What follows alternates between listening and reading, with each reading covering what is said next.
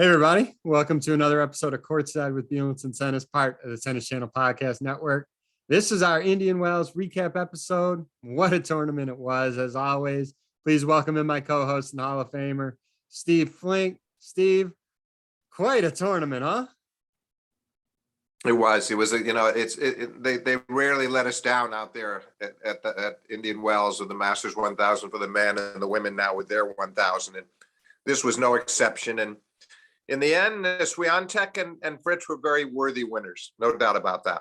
Yeah, no, very worthy winners. And I think we got to start talking with the American men in this tournament because, 7 Americans made the third round. Almost had 2 more, right? Sebi was on the brink of beating Rafa.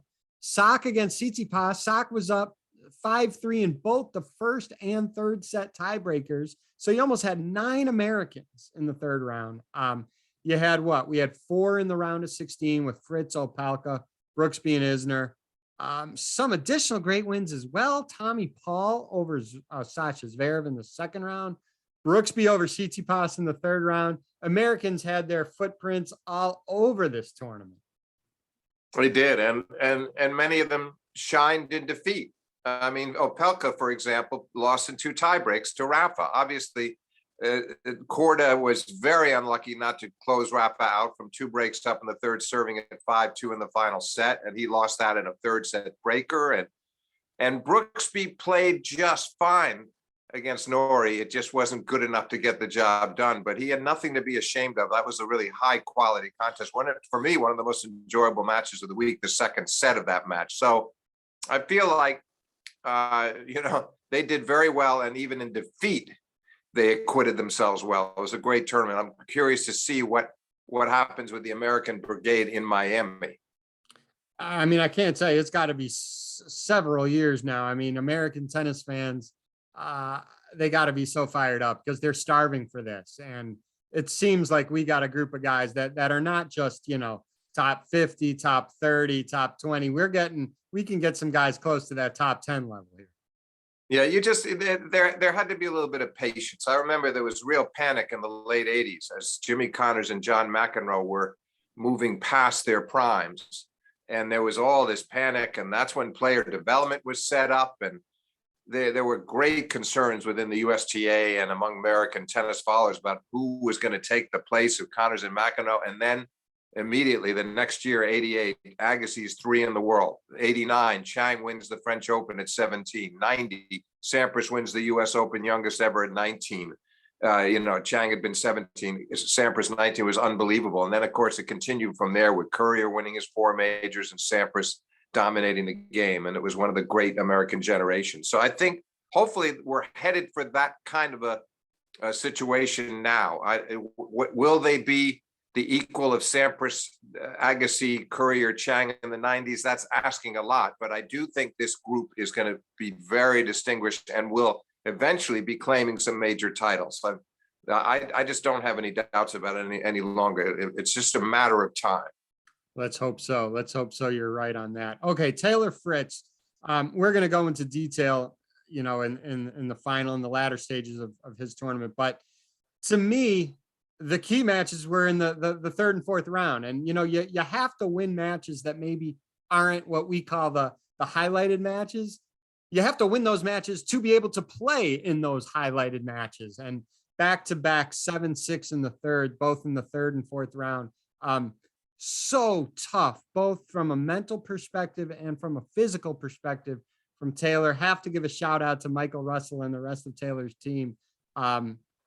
Again, those are the key matches when you have a run like this. Very rarely do you go through a big tournament like this where it's smooth sailing all the way through. Very rarely.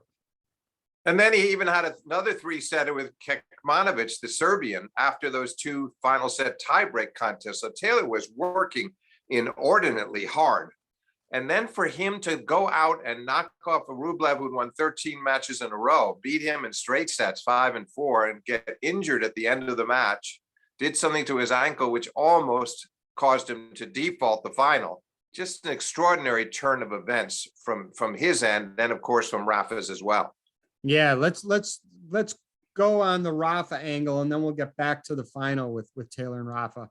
Rafa had some Rafa had some big time matches, starting with, we'll start with the one with Nick Kyrgios. All eyes on that match, right? Nick played very well. If you look at the tennis, I thought Nick played very well throughout a large part of that match. Did become a circus show at several times. As Rafa, he's always the consummate professional. Rafa just blocks all that out, focuses his eyes on the prize, ignored all the nonsense, wins 7-6, 5-7, 6-4. If you just focus on the tennis, that was a well played match.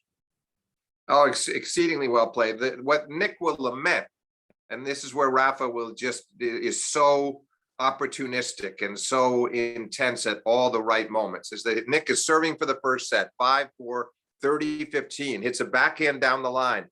And Rafa said later, when he commented on that point, that it was almost a double bounce for him. He got over to it somehow and sliced it down the line, landed just inside the line, and ended up winning that point. Could have been double set point for Nick. Nick would have put away the first set, and it might have been an entirely different match. He ends up losing that in a tiebreak. That's where I would fault him, David, is that Nick imploded a bit at the end and got that point penalty at the end of the tiebreak when he had lost the first 6 points. So didn't affect the outcome of the tiebreak, but it was indicative of his mindset. Nonetheless, he comes back and breaks Rafa at the end of the second set, wins that set, and had break points, a couple of them just at the start of the third, that could have given him a 2-love lead. So Rafa finally broke him and won 6-4 in the third. Great. But as usual, David, they so rarely let us down. Rafa and Nick head to head. They've had so many compelling contests in their 9-match rivalry.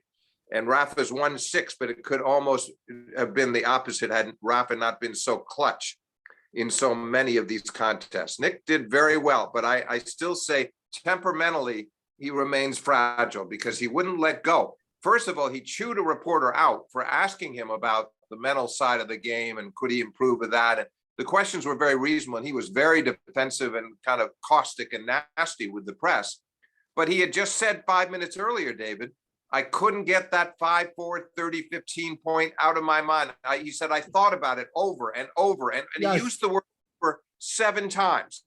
So how could he be so mad at the press? He was essentially admitting by saying that, while Rafa's the exact opposite. He loses a point like that and he just moves on better than anybody else, living in the present and not letting that plague him. And of course, that's a big difference in the two of them when I look at this rivalry. Nick is so gifted, loves to play the top players, has a couple of wins over Novak, has a win over Roger, but and usually plays extremely well against the big three. But he might have had even more wins if mentally he had the same kind of fortitude and discipline as that trio. Yeah, I'm so glad you brought up that Nick replayed that point over and over and over and over and over, like he said in his press conference, because that was the key to very well, like you said, could have been the key to the match. I think how Nick approached the media, it was, I believe, the very first question that was asked to him was about the racket throw. And I think Nick was like, I just played 3 hours against Rafa, and that's the first question you're going to ask. I think that's why he was a little frustrated. But the question, yeah, of course it could be asked. But how could it not be the first question? Because it was foremost on everybody's minds, and he had done it. I wouldn't have blamed him if he had said, let's be fair about this, and made his point about Zverev smacking the umpire's chair 3 or 4 times, whatever it was in Acapulco. Okay. And how he didn't intend anything, didn't intend to hurt the ball, but could have even made his case a little stronger by explaining that he had actually texted the ball boy apparently and apologized. But my point is, don't get angry at them for asking questions that are their responsibility. And he wasn't any better with some of the later questions about mental toughness and whether that really affects the outcome of some of his matches. So he's a hard guy to understand. I mean, I love watching him play, but the press conferences can be bewildering at times. Yes, they definitely can. Okay, the next match, I mean, it was such a shame what happened really in that second set with the wind, was Rafa versus Carlos Alcaraz, and everybody was so excited. I mean, Carlos, this is his idol playing Rafa. We know what happened last year in the clay. That was a blowout. We knew that was not going to be the case in this match. I think we can kind of break this match down by each set, if that's okay with you, Steve. Yeah, sure. It started out such a strange set. Carlos wins the first 2 games of the match. He breaks Rafa with a rifle of a 2-handed backhand cross court. He's up 2-0. Rafa wins the next 4 games to go up 4-2. Then Rafa gets broken. Eventually, Rafa wins the first set 6-4 and had a whopping 17 break points. I don't know if Rafa ever had that many break points in one set before. It was such a, I don't know, topsy-turvy type of set for both players. True, but he still, think about it. It's a lot of squandered break points. On the other hand, he broke them 3 times. You can't ask too much more than that than to break a guy 3 times in a set. But not at all. The number was crazy. Yeah, it was. But the other thing is that not only did Carlos have the 2-love lead, but he had love 30 in the 3rd game. And I thought, he missed a return. It was a pretty good first serve down the tee, but he missed the back end return. Then he made an error on the next point too. I think I sort of sensed in him right there the feeling that if I can get this break now, this set's going to be mine. I mean, it was a big moment. He couldn't meet that moment very well, understandably. And then he would say later, we need to finish off the match, but he would say later that there's definitely was a sense in his press conference that he's still, I thought he'd gotten past this, but that Rafa being his idol, he's not totally over that, but he's getting there. He's getting much closer. Yeah. Yeah, I agree. The second set, this was so close to being halted. I know there's several matches that you can remember that were really, really windy. I remember the 2019, I think, French semi with Rafa and Roger. That was on the clay. That was crazy. I remember Andre and Federer in New York. I think that was 03 maybe or 04. 04, yeah. There were a few matches. It was really a shame. The one game that everyone will talk about. Oh, go ahead. Just sorry to interrupt. Just a quick point, because you're bringing up those instances, and you're so right that Rafa beating Roger in the wind at Roland Garros today was just impossibly windy. And then later on that same day, Novak is playing a team, and he got so upset about it, he basically forced their hand. He was more aggressive about it. He basically said, no, I'm leaving now. I mean, in a sense, he was daring them to default them, which he knew they wouldn't do. And I thought he was kind of justified. It was so bad. And he was basically saying, no, we'll finish this tomorrow. He knew that was to his detriment in a way, because you don't have a rest day, and Rafa was done and was going to have Saturday off. Yeah. But he just felt the conditions did not merit continuing the match. And so, and then there were a couple of other, you mentioned 04. Roger and Andre played 3 sets, one on the opening night of their match. It was 2-1 for Federer. They come back the next day. Agassi wins the 4th, and then in the 5th, the wind was crazy swirling, and they looked like club players. They really did. I mean, they didn't look anything like their normal. They somehow managed to get through, and Federer won that, and then went on to win his first U.S. Open. That was actually, he had never played that well in New York up until then, and he went on and took the title with a brilliant performance over Hewitt in the final. But those conditions against Agassi were just abysmal. So there've been other days at the Open. 2012, when Novak and Ferrer started the semifinal, remember that? And then they had to continue the next day. They did stop that one because of the wind. And then even Andy and Novak in the final that year was pretty bad wins throughout the contest, which was 5 sets. So you have to feel for these players, David, situations, moments like that, as Rafa and Carlos had to experience here, as you said, almost unplayable. And they played remarkably well under the circumstances, but they can't do themselves justice. I wish there were roofs at every major event, even all the Masters 1000, so that the roof could be used not just for rain, but for on days like this, just to allow the players to perform at peak efficiency. Yeah, I mean, it was really tough. Would have been interesting if Carlos and Rafa just agreed, say we're leaving. See what would have happened. Kind of what Novak was doing, like you said. But I don't know, David, if you had the same thought as I did. But while that second set was unfolding, and as the wind was getting worse, I'm thinking to myself, Rafa's going to win this set, because I've seen him so often deal with these terrible winds and these burdensome winds, as I would call them, better than anybody, and use the slice backhand and take a little off his forehand, but still hit it with the heavy top, and not play the typically aggressive brand of Nadal tennis, but still be very effective. So I didn't think I thought it was really commendable that the kid managed to win that set. There were 5 straight service breaks. Yeah. And finally, finally Carlos held at the end and won at 6-4. That was a really nice effort from him to extend the match to a third set. Well, that the second set at 4-4, there was that 19-minute and 42-second Right. game, which was Right. crazy. Right. Yeah. And Carlos then Carlos breaks 5-4 and holds. Yeah, it was terrific. It was terrific on his part that he did that, because he has far less experience in those kinds of conditions than Rafa, and yet he found a way to win it. And then I thought if he would have broken Rafa 2-all in the third, there was a little fleeting moment there, and Rafa played these 3 break points beautifully and all first serves and took control of all those points. But I think that was sort of the one moment when Carlos had a chance to win, and once that got away, no chance. But toward the end, David, the trainer came out, and Rafa had managed to fend off Carlos early in the set, and now he was trying to close him out at the end, and he managed to get that last break and go up 5-3. But right near the end, he called the trainer, and the guy was rubbing. You thought it was some kind of a pectoral muscle upper above the chest type thing, and that classic lying down on the court and they're rubbing you and they turn you over on your stomach and he's rubbing his. Rafa seemed to be nonplussed afterwards. He closed out beautifully from there, won the last 7 points of the match.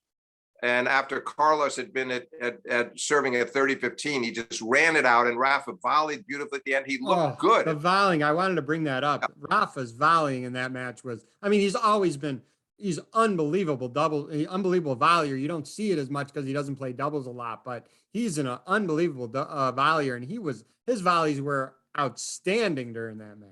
Yeah, because there were so many moments in that stretch where he looked vulnerable because Carlos looked like he had the opening to pass him, and he went right at him once, and Rafa makes a reflex volley, and then a couple of other times, Rafa guessed right and lunged to his right and made back-end volley winners. And he also did like he did against Medvedev in Acapulco. He pulls off these shoelace volleys, low volleys like no one else in the game right now. He is amazing up there. But my point is, I didn't think much of the visit from the trainer. I thought it's just something happened to him, and he's kind of shaking his shoulder out, his chest. But when he closed out that well, I didn't think there was much to it. Now the irony is that when we get to the final, everybody's worried about Taylor, who had done something to his ankle at the end of his semi, and the word was sweeping through the grounds on Sunday that he might default because he went out to try to practice. It was in terrible pain. The doctors managed to get him fit to play, which was great. Meanwhile, Rafa, who doesn't get the default, people think, okay, he's dealt with his bad foot all week. He's primed now. He's looking for his 4th title in a row, looking for 21 matches in a row. How can he be stopped? And yet he was stopped because we didn't know. Part of it is we didn't know how serious as he described after the final, David, this issue that he was having at the end of the Alcaraz semi that lingered into the final was a question of breathing and pain when he was breathing. And I don't think he's ever experienced anything quite like that. And it wasn't going away. And he said he didn't feel well and he could get a little dizzy at times. And none of us knew this. And I think it took a lot of the press to pull these details out of Rafa because he hates to talk about it, but he did. So that explained a little bit. We can talk a little bit about the start of that match. He looked particularly uncomfortable at the outset against Taylor. Just when we thought Taylor might come out there physically fragile and not be able to stay with Rafa, he rolls to 4-love, 2-love service games. He breaks Rafa. He's playing great. He rolls to 5-1, and Rafa got it back to 5-3. But Taylor was able to break him a 3rd time, breaks Rafa 3 times in that set, and wins it 6-3. And Rafa still didn't look right. He played much better in the second, David, although I just felt like he couldn't hurt Taylor enough with his first serve. The returns were all coming back consistently deep. He was having to work so hard on his serve, but then he created all these opportunities to break Taylor, and Taylor was great on the big points. He was steadfast on those big points and fending off the break points against Rafa all through that second set after they had an early exchange of breaks. That second set was very entertaining, despite the fact that Rafa was clearly not fully Rafa. The second set was really well played. And I at 4-4, Rafa had the break point, right? He didn't capitalize. Taylor then had a match point at 4-5. Rafa saved it with a big forehand cross court. Rafa Yeah, then has 2 break points at that, 5-5 on Taylor's serve and doesn't convert. yeah, but the match point was amazing because he dug out a very low return from Taylor and hit just a brilliant forehand that there was no way that it was unstoppable. That was a very gritty forehand at that moment. And then you're right, the 5-all, that's 5-all surprised me the most because he's come off saving the match point. He's got him down 2 break points. And the first one, he made an uncharacteristic error. And that could have made a big difference. He would have had a chance to serve the set out. Instead, he had to just serve his way from 5-6 into a tiebreak, which he did very nicely. But the moment in the tiebreak, obviously, that shocked us all was Rafa serving 5-4, opens the court, moves into the net quickly. The crowd, you could sense the excitement. He's going to put this volley away, takes the big swing volley off his forehand side and hits it inside out wide. And that Know was what it reminded me of, Steve? Know what that shot reminded? A flashback in my head. It was a different type of shot, but it was kind of you would think Rafa would make that shot 99% of the time. The French Open tiebreaker against Novak when they played that unbelievable point in the breaker and Rafa missed that volley in the 3rd set. Yeah, that was, you're right. That was a big moment in that 3rd set tiebreak, no doubt about it. And it gave Novak, I think, put him up 5-3. The difference there was that was kind of a funny point where Novak had been up at the net himself and Rafa had tracked down a volley and then made Novak retreat, came in himself. And then that was for him, a pretty easy forehand volley, but a conventional punch volley. Yes. In some ways, even more surprising that he missed that because you wouldn't expect him to miss the standard punch volley, but he did. And yeah, you're right. Rafa is so good at the net, whether it's swing volley or conventional volley, you just don't expect him to miss up there. And that killed him because that put Taylor back to 5-all. And then he took the next point on Rafa's serve as well and then closed it out. Good effort. But listen, at this point, David, my biggest concern is I hope Nadal is okay. When I was writing an article, he's got time to rest for the clay. I think he's going to be. Oh, no, he does. But I hope with this breathing issue that he talked about, he's got to get that checked out by his doctors and find that, is it heart related? What's causing that? That's a very unusual thing, that kind of stabbing feeling inside, the pain that he's feeling breathing. And he didn't make it sound like it was just a question of breathing heavy after a long run, chasing a ball out wide, but that it was just breathing in general, that it was bothering him, hurting him just to breathe in general. And that's worrisome. So yeah, let's hope it's nothing major. Right. I mean, Rafa, he starts the year going 20-0. He said he couldn't even dream of that start, especially a few months prior. He didn't even know of how much longer he could play because of the foot. Heck of a start. Taylor, first American. Oh, go ahead. A quick point on that. He surprised me in the press conference because he actually, when he was giving one of his answers, he said he really was hoping to go out onto the clay with a perfect record. He used the word perfect because I think he knew, as he thought ahead to that final, if I can win this final, I've won my first 4 tournaments of the year and I'm 21-0, and then I take a month off and go out onto the clay, who knows what I can do between now and the end of Roland Garros. Because he wasn't looking at 21-0 in January, but once he got on a roll, yeah, absolutely, that was in the back of his mind. Yeah, and I think he, with all due respect to Taylor, he expected to beat Taylor. He wasn't downgrading him, but it's a match he thinks he's going to win going into the finals. So I think that's why he ends up being disappointed. That was a chance to be undefeated going out onto the clay and that feeling of almost near invincibility, and then going back to these places where he's won so many titles, the likes of Monte Carlo and Barcelona and Madrid and Rome, I mean, and then finally try to cap it off with a 14th title at Roland Garros. So I don't think that this one will linger that long. It's still a great start to the year, but his biggest concern now is definitely his health. Yeah, and you got to think, like what you said, if he gets through that match yesterday, 41, Novak had the amazing 41 match streak. Rafa's going back to his sweet spot on clay. You wonder if he was thinking about that a little bit, but great effort by all. Taylor, first American to win Indian Wells since Andre in 2001. Yeah, Andre Taylor played great, and hopefully his foot gets healthy pretty quickly. And heck of an effort, really heck of an effort. Going over to the women's side, and I've said it several times. I'm still sticking with it. My girl, Maria Sakkari, I think she's going to win a slam this year. I said it on our year-end segment. I'm sticking to it. She lost to Pagula in Australia. She's playing great. She gets to the finals. She beats defending champ Paula Badosa in 3 sets in the semis. Great match there. Plays Iga Swiatek in the final. The world number 2 ranking was at stake. I thought the match would be closer than it was. Iga wins 6-4, 6-1. She's now number 2. Maria is number 3. Good effort, better than a good effort. Great effort by both women in this week. Yeah, they played on another on another difficult windy day themselves. The wind was not as bad as the semifinal day for the men, and not quite as treacherous as that, but it still was difficult. And Swiatek, I thought, really played a very smart match. They started off with 4 breaks in a row at the outset. Sakkari was playing well early on, but then once Swiatek closed her out 6-4 in that first set and won that last game on her third set point, then she really got on a roll in the second set. And I think she really played the win better than Sakkari did. It was a little bit out of sorts and not at her best, but it was a really first-rate performance from Swiatek, who's fully deserving of that number 2 ranking after her last couple of tournaments in Doha and here, and she's really rolling right now. And I've always liked the way she plays when she's in the right mindset, because she's capable.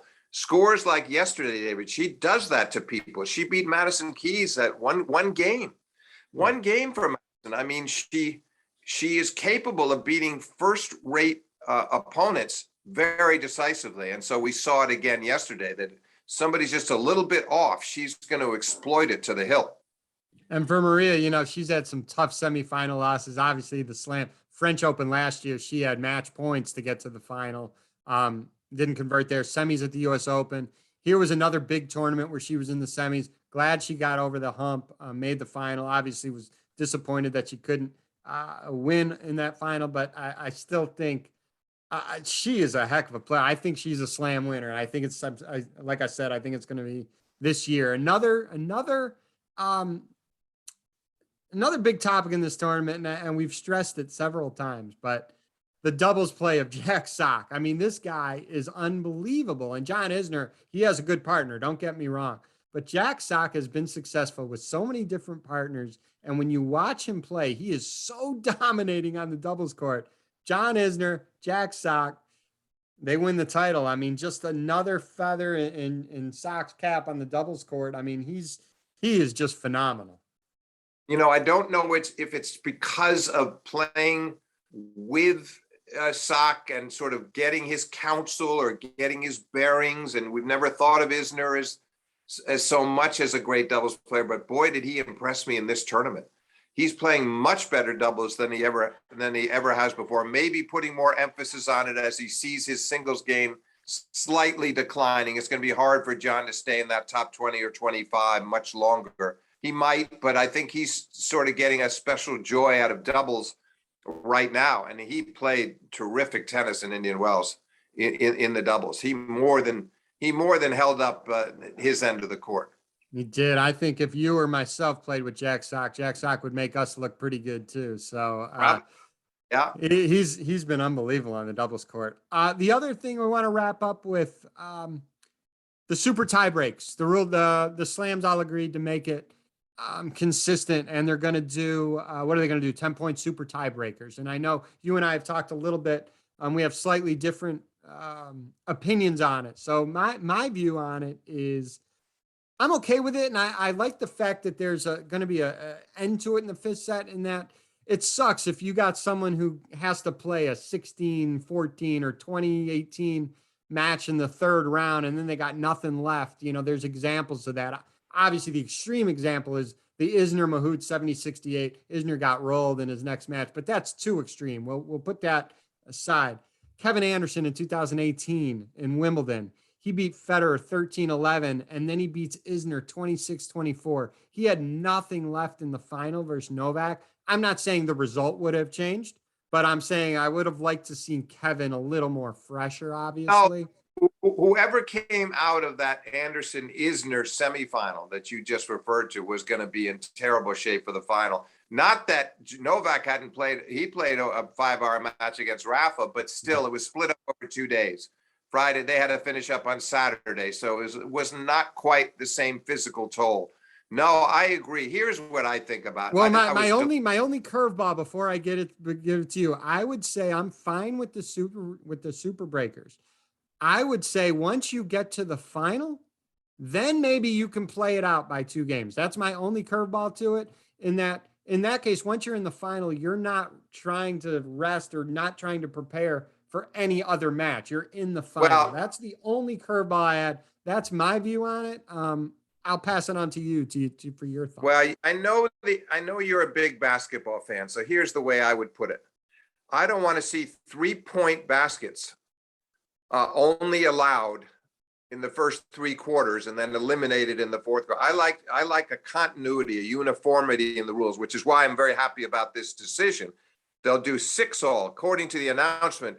They'll do tie breaks at 6-all because Wimbledon, of course, had waited till 12-all. It's going to be at 6-all, and it'll be the super tiebreak, the 10-pointer winning by 2. I feel I'd like to see them go one step further, David, and make it totally consistent and use that same tiebreak all the way through the tournament. It wouldn't lengthen these tiebreakers that much, but it'd be the same system. Because why should you have a final, for instance? Let's just say Novak and Rafa are in the finals of Wimbledon, and it's 2-1 for Rafa, and Novak wins the 4-set tiebreaker 7-3, and then you go to a 5th-set tiebreak, and now they're playing the longer one. I feel like there should be uniformity, but this is still, to me, a big step in the right direction that the French is now going to join the other 3 with final set tiebreaks. They were always. Let me clarify your opinion. You're saying all the tiebreakers go super breakers, or just 5th set? What? Clarify here, because I'm not registering that. Every set should have the same rules. So you play your tie. I never liked the fact that they wouldn't in Paris, for instance, and for Australia for a long time, and I didn't like the fact that in Wimbledon, depending on the tournament, the Open kind of led the way. For a long time, they were the only one with a 5th set tiebreak. But what I'm saying is use the same tiebreaker in every set. So you would be okay with super breakers every set throughout the entire tournament? Gotcha. Yes, I would, because they're not that much longer. And at least the players are actually now getting used to it. They're experiencing it along the way to the final. I just feel like it's probably good for them if they don't happen to get into a 5th set tiebreak or a 3rd set for the women to play under the same system. And you're still okay if it was just normal tiebreakers throughout every set. You just want consistency through every. Yeah, I'd be fine stuck with a 7-pointer. Absolutely. I just want the same one. At least the consistency now is that they all will do it. It's 6-all in the 5th. They'll all have a tiebreaker. In this case, it's going to be the 10-point. That to me is still far better than playing these sets out for the reasons that you cited.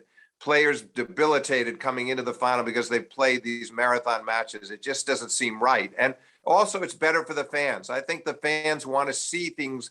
They want to see these great matches. I think at that stage, give them the tiebreak. Let's settle it right there. And also, let's settle it at 6-all rather than 12-all. I thought Wimbledon wanted to be a little distinct when they did that, and we got an epic Djokovic-Federer tiebreak in the 5th in 2019. That epic match ends with a tiebreak that Novak won comfortably 7-3. But I feel like the fans want it, and the players will now accept it. And if you feel like it gives the players a better chance to come back by using the 10-pointer, so be it. I just would love to see it used, and they're not going to do it. It doesn't sound like initially they'll do this, but I would love to see it done for every round, for every set, every match. Because I don't think that's going to happen anytime soon. But I agree with you. I like the consistency part of it. The one good thing is the players know exactly. I mean, there were players that were confused last year during what tournament, what tiebreaker was used. So just to recap, it's going to be the regular 7-point tiebreaker. And then once you get to the 5th set in all slams, it's going to be a super breaker to 10. Yeah, that's my understanding. It's interesting you talking about that confusion, but I was interviewing John Newcomb a couple of years ago, who, of course, had won Wimbledon in 67, 70, and 71. And he was a great, great Australian champion. And he was sitting there with Rod Laver watching that Djokovic-Federer final in 2019. And then Australia had gone to this longer 5th set tiebreak themselves. That, they'd been using it in Australia, and he had gotten used to seeing some of these fifth set breakers over there. So he was completely thrown off. He thought that Wimbledon was going to do the same thing. So when Djokovic beat Federer in the conventional 7-3, he was completely thrown off. He was shocked because he thought they were going to play on. So you certainly don't want the confusion. And they should be very clear, David, with the public, for the people sitting there in the arena. Yeah. This will be best of 5. If the fifth set reaches a tiebreak, we will play the 10-point tiebreak. So the fans need to be aware. They're going to be confused too, as well as the players. Agreed. All good stuff. I mean, the month of March, if you're a sports fan, the month of March, you can't beat it. The tennis with the Sunshine Double, college basketball, March Madness, the TV. I put some serious miles on the TV the last few days, Steve. I'll say that much. On to Miami. I mean, the tour stops for nobody. We just had a fantastic week in Indian Wells. Now on to Miami. Train keeps moving. Great stuff, Steve. And hard to predict, by the way. I mean, at this point, I wouldn't have a clue who's going to win Miami. I would love to see Alcaraz make another deep run there, because Rafa's not going to be there and Novak's not going to be there. I don't think there's anybody else that would intimidate the kid that way. And he's come off such a great tournament in Indian Wells. I could see him winning Miami if he can get himself into the latter stages. And I'll ask you this, because as of press time, we don't know. There's no news, but do you think Taylor plays Miami? Do you think he's healthy enough to play Miami? Boy, that's a coin flip. That's a coin flip. I mean, it was so heartwarming to see him able to play that way when we didn't even know if he'd be able to play at all, and to get through 2 hard sets like that and to look physically fine. I don't know what the after effects are. I sure hope he's able to. On the other hand, he maybe could use a little break right now. That's a big win emotionally, physically, in every which way. And maybe it wouldn't hurt him to have a little more time off, heal, and then get back out on the clay, because he's come off the biggest title tournament win of his career. Yeah, for the listeners, it's 7:15 Eastern time when we're recording this. We're going to get this out tonight. So again, we haven't heard anything on whether if he is playing or he's not playing, but hopefully Taylor is healthy enough to play, and we'll go from there. Steve, so much fun. Thanks again. David, I enjoyed it. Thank you very much.